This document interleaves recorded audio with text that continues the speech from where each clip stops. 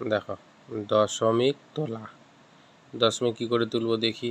মনে করো 5.7 আছে, তাহলে তুলব কী করে? আমরা দশমিক বাদ দিয়ে বাকি সংখ্যাগুলো লিখব। তার আগে এটা দিয়ে দিই। হ্যাঁ, লিখলাম। এই দশমিকের জন্য একটা 1, আর আমার ডান দিকে কটা সংখ্যা আছে? দশমিকের পরে ডান দিকে একটা সংখ্যা আছে 7, ওই একটা সংখ্যার জন্য একটা 0 হয়ে গেল দশমিক তোলা। দ্বিতীয়টা দেখি, এটা তোমরা বলো দেখি কি হবে।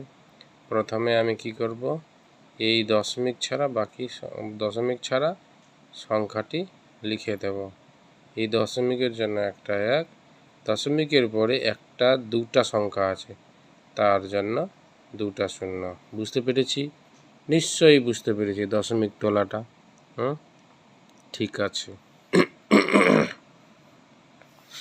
এইটা দেখো, তোমরা কখনো কখনো ভাবতে পারো 0 আছে, তাহলে কি করে দশমিক তুলব।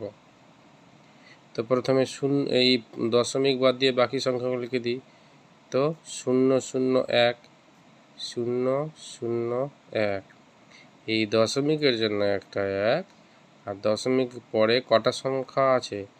একটা সংখ্যা, দুটা সংখ্যা, তিনটা সংখ্যা, তিনটা 0 দিয়ে দাও। ঠিক আছে, বুঝে গেছি জিনিসটা? বারবার রিপিট করে দেখবে, ঠিক আছে? তাহলে আর মাস্টারমশাইয়ের কাছে আর যেতে হবে না তোমাকে।